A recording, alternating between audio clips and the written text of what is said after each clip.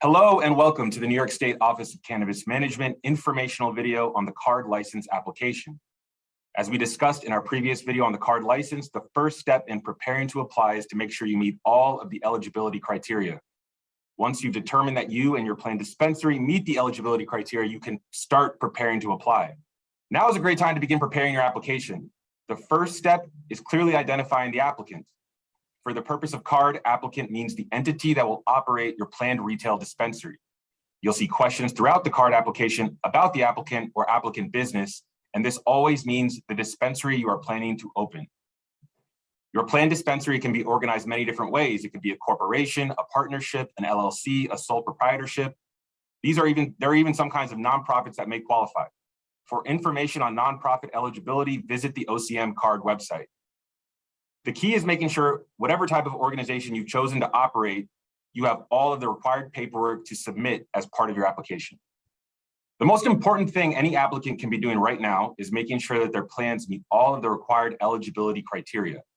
You will be asked to submit documentation proving how you and your application meet these requirements. Review the following slides and the application mockups carefully. Each contains a list of documents that will be acceptable proof for CAURD eligibility. If you have any questions about what documents may or may not be accepted, you can contact the office at licensing@ocm.ny.gov with your questions. A big part of this application will be you describing how your retail dispensary will be owned and operated. OCM understands that you may not have all the information about your planned dispensary finalized yet. It may be too early to have every contract and vendor already identified. The important thing is to share as much information as you currently have. You will also be asked to identify the individual with sole control of the applicant, your planned dispensary. This is the person who will control the day-to-day operations of the dispensary. If multiple justice-involved individuals who owned a qualifying business own 30% or more of the applicant, your planned dispensary, then you will have to pick one of them to be the person with sole control. OCM will evaluate your application based on specific factors relating to this person. That evaluation will factor into the score your application receives. If you are selected to move forward with your application, you will be asked to submit additional information in part 2. You will also have an opportunity to amend your submission if some substantial information, especially about ownership, changes after your submission. Now, as we discussed in the eligibility section, the key to CAURD is that the dispensary you are applying to operate is owned and controlled by a justice-involved individual with business ownership experience. Remember, this must be the same person who meets both the justice-involved requirements and has experience owning a qualifying business. While having your application led by one justice-involved person is the minimum requirement, some applicants may choose to have more than one justice-involved individual own the dispensary they are planning to operate. If your application includes multiple individuals who meet the justice-involved requirements, only one of those individuals also has to have the qualifying business ownership experience. But that person with both requirements must own at least 30% of the proposed dispensary. The remaining justice-involved individuals do not need to have the qualifying business ownership experience, but must own 21% of your planned dispensary to ensure at least 51% of the dispensary is owned by justice-involved individuals. Here's an example of how a dispensary ownership structure with one justice-involved individual might look. As you can see, that one individual who meets both requirements with justice involvement and the qualifying business must own or control at least 51% of your planned dispensary. The remaining 49% of your dispensary can be owned, controlled by any number of other individuals. None of them have to be justice involved. Just remember that anyone with an ownership stake in your business must be listed in your application and will be required to submit financial disclosures. If your proposed dispensary will be owned by more than one justice-involved individual, only one of those justice-involved persons must also have the qualifying business ownership experience. Here you can see a breakdown of an ownership structure with more than one justice-involved owner. One justice-involved person with business ownership experience must own at least 30% of the proposed dispensary, and this individual must also control the day-to-day operations of the dispensary. On your application, this person will be referred to as having sole control. This is a term used in the application and may not fully reflect your ownership and/or management structure. The other justice-involved owners do not need any business ownership experience, but must have enough ownership that the combined ownership of all justice-involved owners is at least 51%.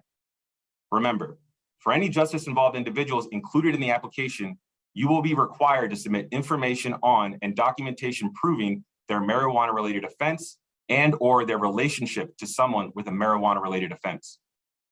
If your application includes two owners who both meet the CAURD eligibility requirements, and each of those individuals own at least 30% of the dispensary you're applying to operate, then you must pick one of those individuals to represent you as sole control on your application. It is up to you to pick which individual you want listed as sole control. This is an important decision to make, as your application will be evaluated on specific factors related to that individual.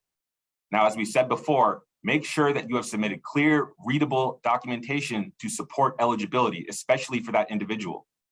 That includes all information relating to every relevant conviction that you have documentation for and your qualifying business ownership experience. The CAURD application will be available through the New York State Business Express system. OCM will notify the public at least 2 weeks before the application goes live on the New York State Business Express system.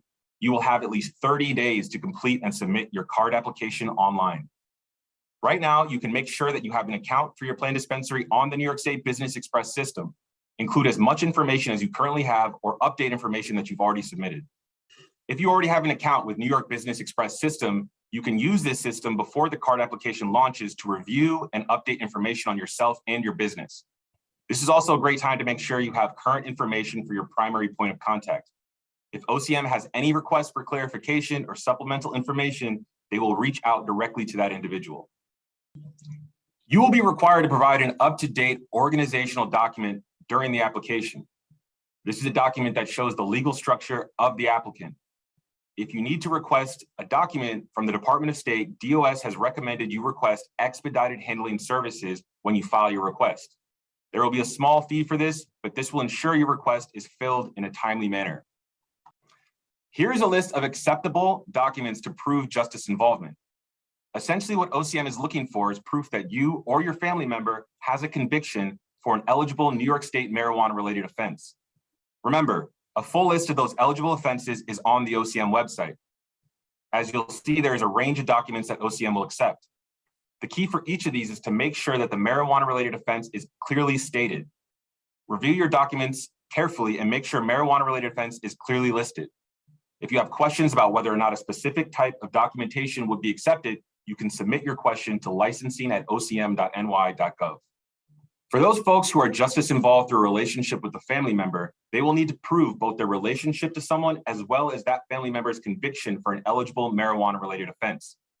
To prove an eligible family relationship, the most common forms of documentation that OCM will accept are birth, marriage, death certificates, as well as any legal guardianship or adoption paperwork. OCM will also accept tax returns or other financial paperwork demonstrating a dependent relationship, i.e. how you were financially dependent on someone or vice versa. In addition to documenting the conviction and family relationship, CAURD applicants will have to state and provide documentation showing where they lived at the time the conviction occurred. Remember, these documents are intended to prove where this individual lived at the time of their conviction, not where they live now. The documentation should be dated to clearly cover the time period in which the marijuana-related conviction happened.